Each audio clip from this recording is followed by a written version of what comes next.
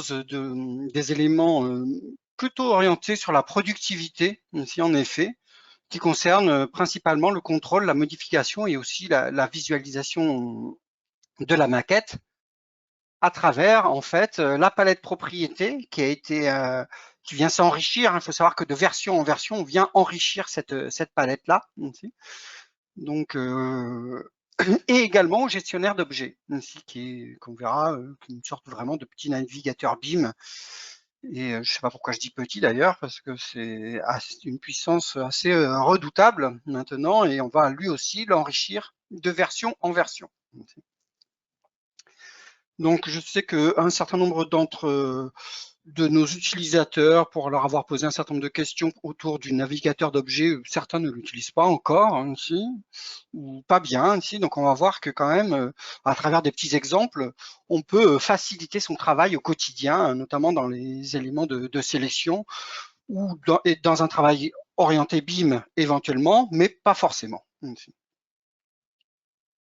On va commencer par la palette propriété. En fait, la palette propriété, il suffit de sélectionner un objet en cliquant dessus et on peut avoir accès à cette palette propriété. Jusqu'à présent, enfin, si on fait l'historique, avant on ne contrôlait que les éléments 2D, elle était plutôt orientée sur la 2D et on pouvait, par exemple, modifier le format des lignes, comme on peut voir ici sur cette notion-là ici, avec format ici, donc changer l'épaisseur des lignes, le type de format, le layer des objets, etc. Et au fur et à mesure, on est venu l'enrichir ainsi, jusqu'à maintenant contrôler, pourquoi pas, les murs. Ainsi. Et on voit d'ailleurs apparaître maintenant carrément le schéma du mur lorsqu'on voudra cliquer sur un mur, avec la possibilité de redéplacer l'axe ainsi. Et puis surtout, une grande nouveauté qui est le style de mur ici. Donc on va plutôt s'attarder un petit peu à cette notion-là.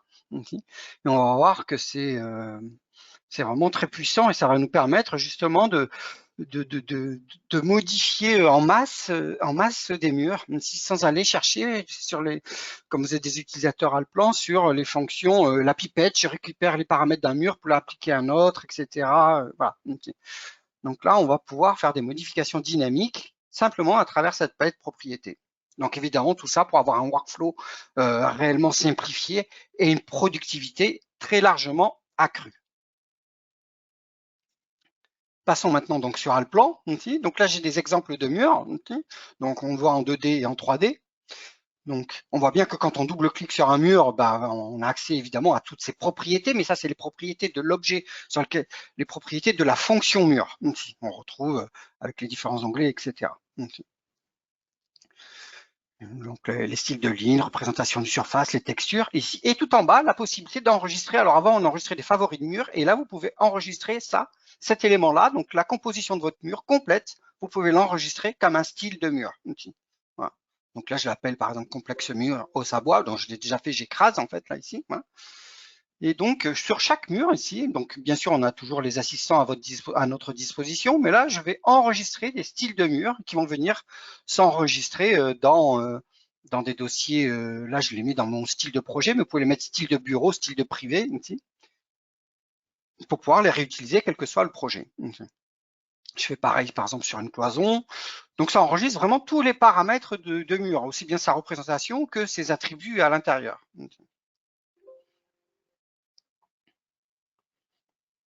Et pareil sur celle-ci qu'on va appeler cloison bois. Voilà, donc là j'en ai fait 4, on a donc 4 styles de murs.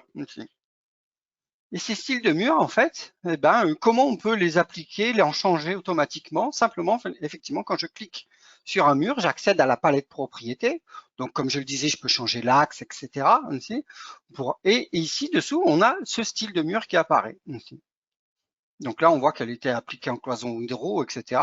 Vous avez évidemment un petit rappel du format comme on pouvait avoir avant, et puis la possibilité d'affecter des attributs directement depuis ici. Voilà. Donc vraiment un contrôle dynamique de ce mur, simplement ici pour pouvoir le modifier. Et quand je clique dans l'onglet style de mur, je peux changer de style à ce mur. Ici. Et ça s'est fait de manière dynamique ici. Il a changé automatiquement. Ici. Là, je l'ai fait sur un, mais on peut faire des sélections multiples. D'où la notion de modification en masse. Si je sectionne plusieurs murs, Ici, on voit ici automatiquement dans la liste qu'il y a 4 murs de sélectionnés. Hein, entre parenthèses, on voit le nombre d'objets sélectionnés. Ici. Donc, ça me permet de changer des paramètres en masse ici.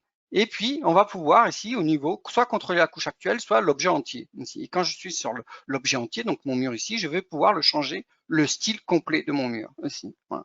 Et se passer de cloison bois en cloison hydro ou inversement. Ici. Je pourrais rajouter éventuellement des attributs. Hein. Mais le fait simplement d'avoir ici cliqué et changé mon style de mur, ça s'est fait de manière dynamique. J'ai même pas eu besoin de le valider. Hein, ici. Voilà. Pareil, si on refait pareil sur tous ces murs-là, et on va les passer ici, on va le repasser ici, en cloison par exemple hydro, hop, je l'ai changé directement sur mes 8 murs. Ici. Voilà. Donc, je change les paramètres, les textures, la représentation 2D, le style de ligne et l'ensemble des attributs à l'intérieur. Voilà. Donc là, on l'a fait sur des petits exemples, mais je peux venir travailler sur un plan, sélectionner. Or là, je sélectionne manuellement, mais on verra que tout à l'heure, grâce au gestionnaire d'objets, je peux faire des sélections plus rapides que là, je suis en train de faire, ainsi en cliquant sur chacun des objets, ici, pour modifier et sélectionner les objets et venir modifier leurs paramètres. Ici. J'ai sélectionné ces ouvrages dans lesquels il y a des ouvertures, mais peu importe. Ici, il y a 9 murs de sélectionnés. Et ces murs-là, ici, on va venir ici leur appliquer ici en se mettant sur la partie, donc non pas sur la couche actuelle, mais sur l'objet en entier. Ici, il n'y a pas de style de mur ici. Je viens lui appliquer directement un style de mur, cloison hydro, et j'ai appliqué cloison hydro à l'ensemble de ces murs-là.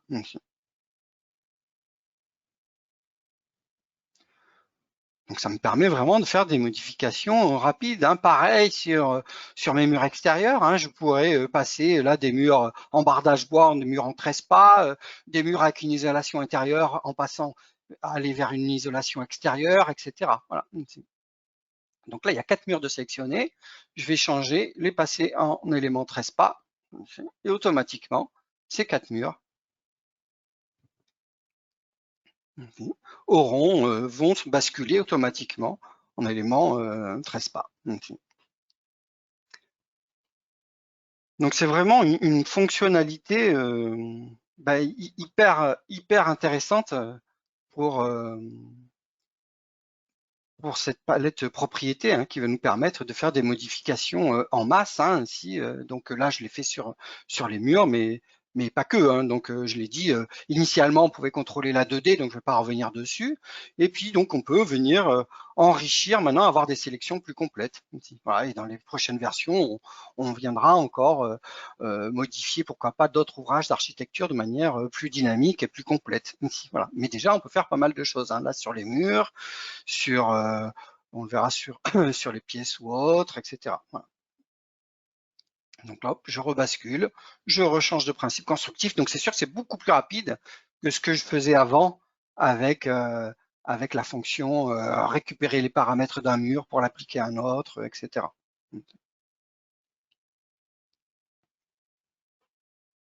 Voilà, donc cette palette propriété, voilà, donc ça c'est vraiment une nouveauté hein, avec la 2021 hein, sur la palette propriété combinée avec les styles de mur. Ici. Et puis, on enrichit, comme je le disais, toujours ce qu'on met à l'intérieur et ce qu'on peut modifier de manière dynamique les éléments à l'intérieur de la palette propriété. Voilà. Pour ce faire, il suffit pour moi de sélectionner. Hein, on peut sélectionner en cliquant sur les objets, faire des lassos ici et faire des modifications en masse ainsi sur un certain nombre d'objets. Voilà. Donc on retrouve bien hein, tous les attributs ici de mon mur, ici toutes les fonctions de mon mur, je les retrouve bien ici à l'intérieur. Également la possibilité d'affecter un attribut supplémentaire. Hein. C'est en notion IFC par exemple, appliquer des attributs, des classifications, des codes spécifiques, voilà, des informations supplémentaires à mon mur simplement depuis la palette depuis cette palette propriété, là sur un mur ou à la volée sur plusieurs. Hein, aussi, voilà.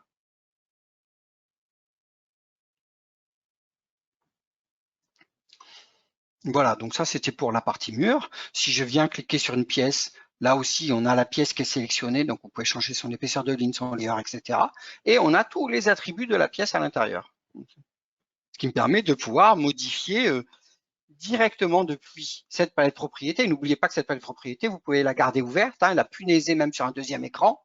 Et on n'a pas besoin de l'ouvrir et de la fermer. On peut vraiment faire des modifications de manière dynamique. Hein, on change une valeur, ça se change dynamiquement sur le plan. J'ai même pas besoin de valider. Donc, si on le fait sur plusieurs, par exemple, ici, il y a 2 pièces de circulation. Je vais sur propriété. Il y a bien 2 pièces qui sont sélectionnées ici. Voilà. Et je vais pouvoir, par exemple, changer en simultané circulation avec un autre terme. Ici.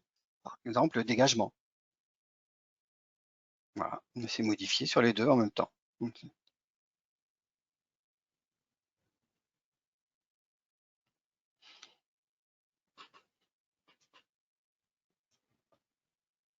Également la possibilité de, donc, enfin, on a vraiment accès aux fonctions essentielles ici et aux différents attributs des objets qui sont sélectionnés. Ici, voilà.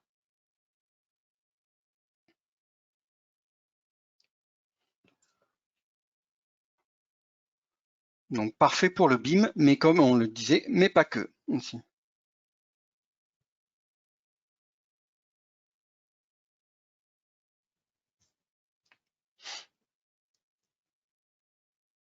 Pareil, si je sélectionne maintenant une porte, ici, donc si je sélectionne une porte, bon ben là ici on a des informations plutôt sur le style de ligne et également sur ses attributs ici. Mais là aussi, je vous le disais, les évolutions dans le plan vont faire qu'on va pouvoir de plus en plus à chaque fois apporter d'autres modifications. Là pour l'instant, sur les ouvrages ici, c'est des modifications attributaires et la possibilité de faire des modifications en masse sur ces éléments ici.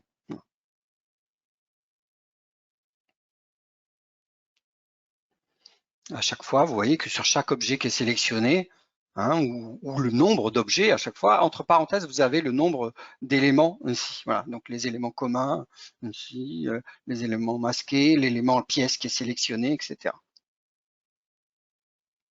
Si je sélectionne à la volée un certain nombre d'éléments, que je vais dans propriété commune, il y a 338 éléments communs à tous les objets qui sont sélectionnés. Il y a 3 cotes qui ont été sélectionnées. Et là aussi, sur mes 3 cotes qui sont sélectionnées, je pourrais changer le layer des 3 ici, d'accord? Ou voire même, pourquoi pas, changer la police des 3 directement depuis ici. Je suis pas obligé de refaire modifier cote, appliquer les modifications à toutes. Voilà.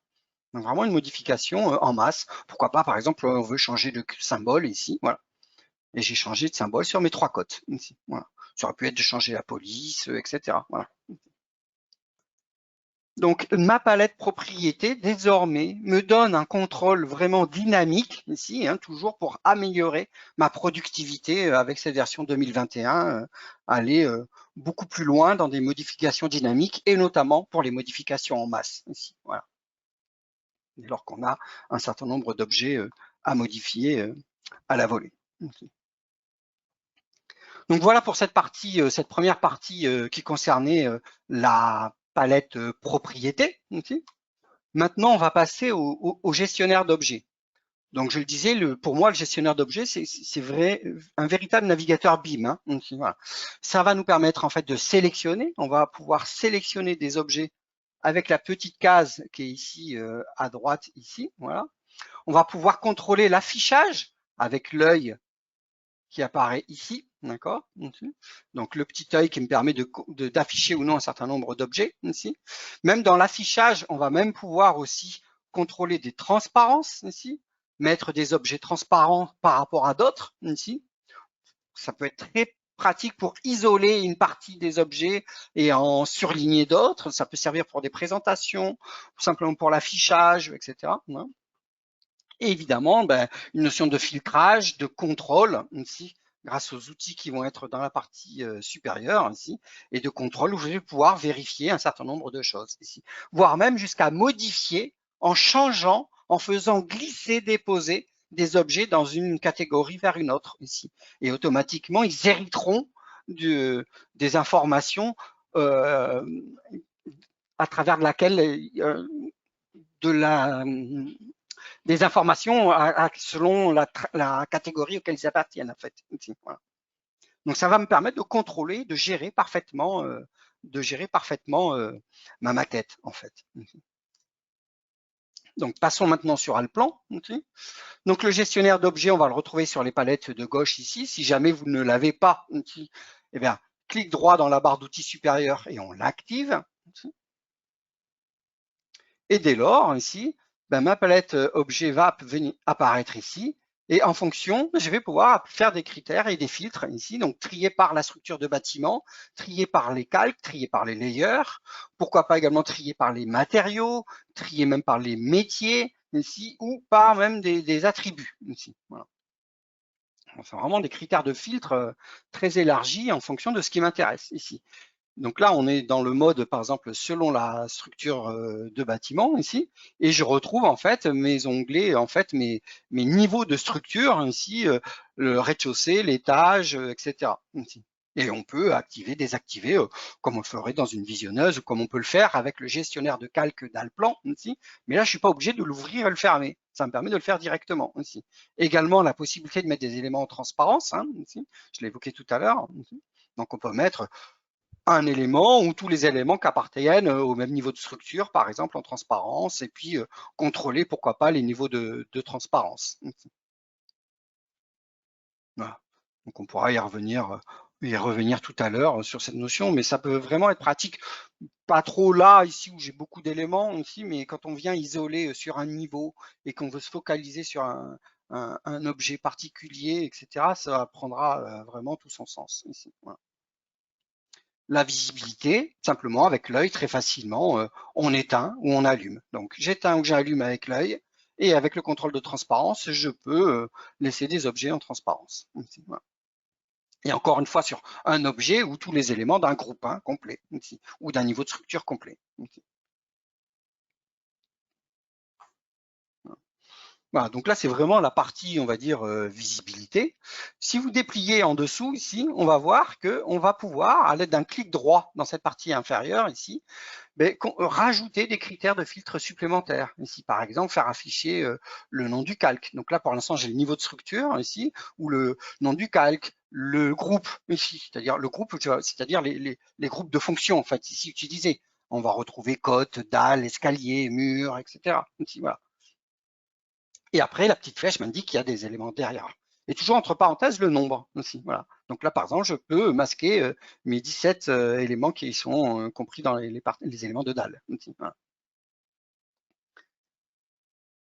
On peut filtrer par calque directement. Donc directement, j'ai la liste de calques. Tous mes calques que j'ai ouverts actuellement sur ma structure de bâtiment vont apparaître ici, et je vais pouvoir les étreindre et les allumer directement ici sans être obligé à chaque fois d'ouvrir ma structure de bâtiment. Voilà. Donc, et à chaque fois, grâce à un clic droit, vous pouvez rajouter des informations dans vos critères. Ici, si je reste dans mon niveau de structure et que je veux avoir le niveau de structure plus le nom du calque après, c'est facile, j'ai le niveau de structure plus le nom du calque en deuxième position. Et du coup, là, c'est facilement pour moi, je peux masquer ma dalle directement. Voilà, et tout se fait de manière dynamique sans être obligé d'ouvrir une fenêtre, de fermer une fenêtre, etc. Pareil sur le mobilier, pareil sur la terrasse. Ici, voilà. Et vous organisez vraiment votre critère d'affichage ici, simplement en rajoutant des critères de filtre et des critères de sélection dans la partie supérieure, et vous les organisez comme vous voulez. Ici. De la même façon, les calques, vous pouvez les rendre actifs ou non, masqués, affichés ou non directement. Ici, voilà. En changeant leur représentation, les rendant actifs ou non, ou même invisibles. Voilà. Donc ça, c'est vraiment sur mon critère, mes éléments d'affichage ici, au niveau de mon filtrage par ce qu'on appelle topologie structure de bâtiment. On peut filtrer par layer.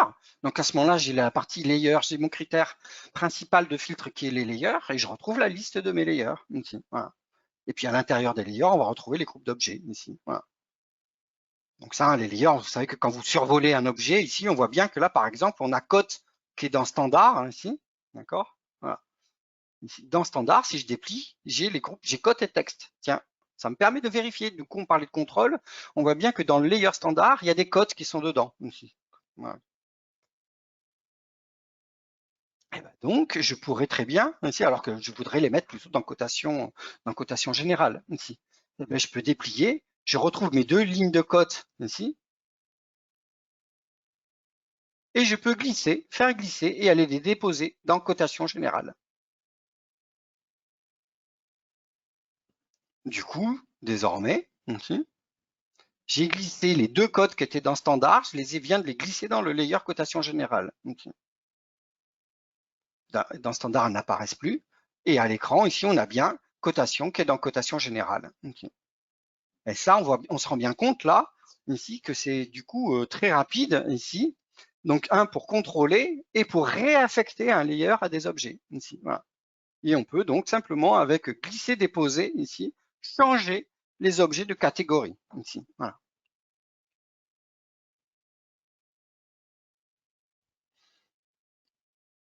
Voilà, donc simplement dans l'usage des layers au quotidien, pareil avec le tri par matériaux. Hein. Cette fois-ci, mon critère principal, c'est les matériaux. Donc je retrouve ici, ben voilà, tous les matériaux utilisés. Ici. Voilà, carrelage, etc. Si je viens afficher, éteindre ou allumer, ou sélectionner tout ce qui est dans carrelage, et bien automatiquement, simplement en cochant la case de sélection carrelage, et ben apparaissent dans mon plan en sélection rouge. Ici, on voit bien tous mes éléments qui sont dans carrelage. Ici. Donc vraiment un outil de contrôle dynamique ici. Voilà. Et après, vous organisez vraiment ce qui vous importe directement. Ici. Si on va dans les pièces, ici, donc au niveau des pièces, je retrouve bien ici pièces avec des éléments de carrelage. Ici. Si je sélectionne ici toutes les pièces, eh bien, j'ai sélectionné l'ensemble de mes pièces avec le deuxième critère qui est le matériau affecté à l'intérieur. Au passage, on voit qu'il y a des éléments qui sont non définis. On va en reparler. La notion de inverser la sélection, une fois que vous avez sélectionné des objets, vous inversez, vous pouvez demander d'éteindre en fait ici tout ce qui n'est pas sélectionné. Ça permet de faire un affichage rapide sur ce qui vous intéresse ici. Voilà. Donc là, c'est très pratique. Ici. Je retrouve bien l'ensemble de mes pièces ici. Et là, on a 40 pièces à l'intérieur ici. Hein. Toujours entre parenthèses, on a le nombre. Donc 40 pièces ici à l'intérieur. Par contre, on voit qu'elles s'appellent toutes pièces ici. Petite astuce, si vous allez changer dans les options, ici dans les paramètres, ici les options, palette objet, et vous mettez désignation au niveau des pièces, à ce moment-là, vous voyez que j'aurai la désignation des pièces directement qui apparaîtra ici. Ce qui me permet quand même de vérifier ici et d'afficher directement les pièces, d'avoir la désignation de chaque pièce. On peut faire pareil pour la fonction. Ici, voilà. Et ça me permet de vérifier directement depuis cette palette objet, en fait, la désignation de mes pièces ici et leur emplacement, puisque simplement en les survolant ici, elles se mettent en surbrillance à chaque fois ici. Donc je peux éteindre, sélectionner directement un certain nombre de choses ici. Rendre visible ou invisible ici mes objets ici. Sélectionner, rendre visible et là, rendre tout visible. Voilà donc une fonction très pratique. Si on s'intéresse sur la partie mur aussi, d'accord? Donc là, on a vu les pièces, pourquoi pas. Donc si on va sur la partie mur ici, on va de nouveau ici masquer tous les éléments qui sont non sélectionnés. Donc je commence par sélectionner les murs et je masque tout ce qui n'est pas sélectionné. Du coup, il me reste à l'écran que les murs. J'ai donc ici que mes murs. Et si je déplie, donc on va pouvoir rajouter des critères et on va s'intéresser, pourquoi pas, aux matériaux des murs pour faire une petite vérification. Okay, voilà. Donc je peux vérifier directement par le critère matériaux ou vous pouvez aussi filtrer par attribut et choisir l'attribut ou les attributs, puisqu'on peut en mettre 2 ici, qui vous intéressent, que vous voulez, sur lesquels vous voulez appliquer votre critère ici. Donc là, on va s'intéresser sur le critère matériaux, et ici, j'ai béton. Et dans béton, ici, eh ben, je retrouve un mur béton ici. Ce qui m'étonne, parce que normalement, il devrait y en avoir plusieurs ici. Donc à ce moment-là, ici, qu'est-ce que je vais pouvoir faire ici? Et bien, on va pouvoir, par exemple, donc j'en parlais tout à l'heure, et là, ça prend tout son sens pour isoler une partie et bien voir ici. On peut demander de rendre tout transparent ici. Et pourquoi pas se focaliser sur ce mur-là.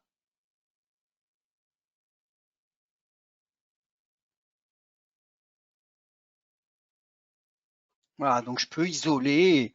Voilà, donc ça, c'est mon seul mur qui est en béton, alors que les 3 autres qui sont autour, eux aussi sont censés être en béton, pardon, ici. Donc du coup, il y a un petit problème. Et ben, qu'à cela ne tienne, grâce à mon navigateur d'objets, je vais pouvoir, on peut faire comme le même travail qu'on a fait sur les layers tout à l'heure ici, aller appliquer en fait le matériau béton à ces murs-là aussi.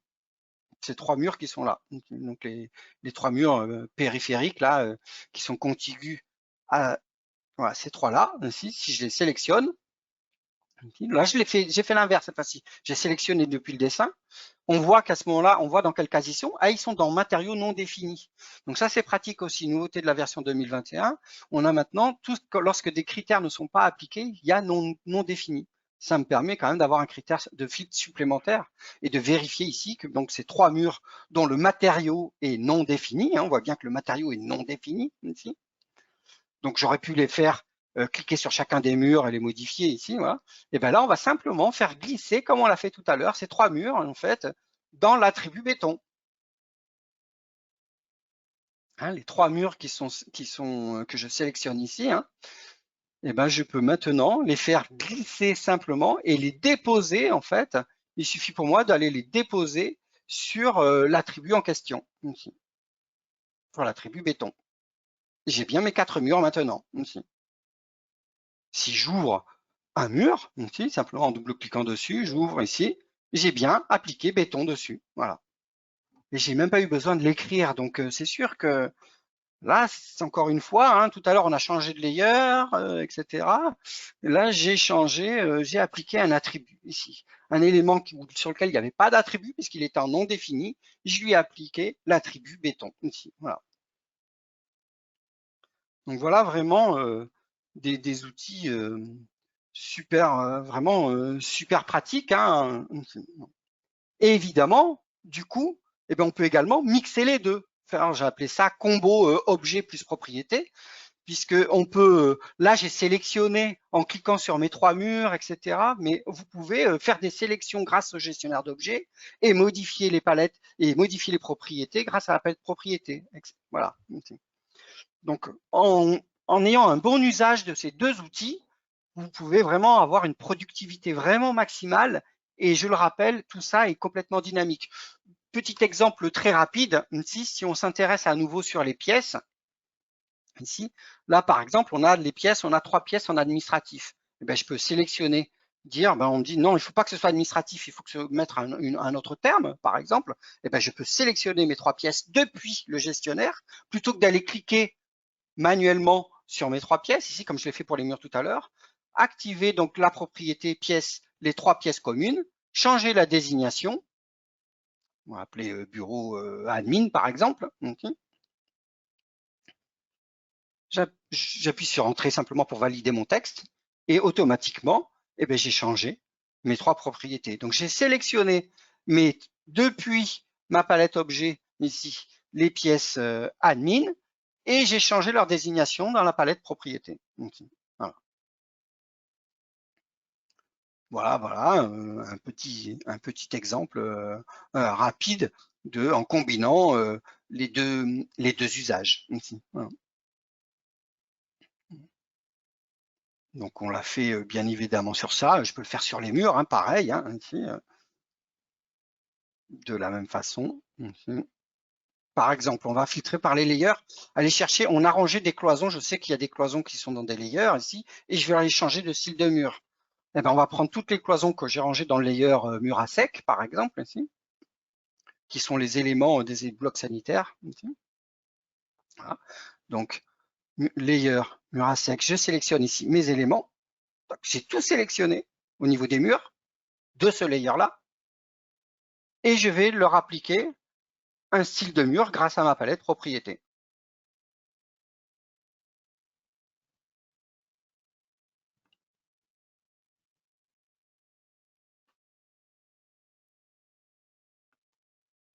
Voilà. Voilà concrètement ce que j'avais à vous montrer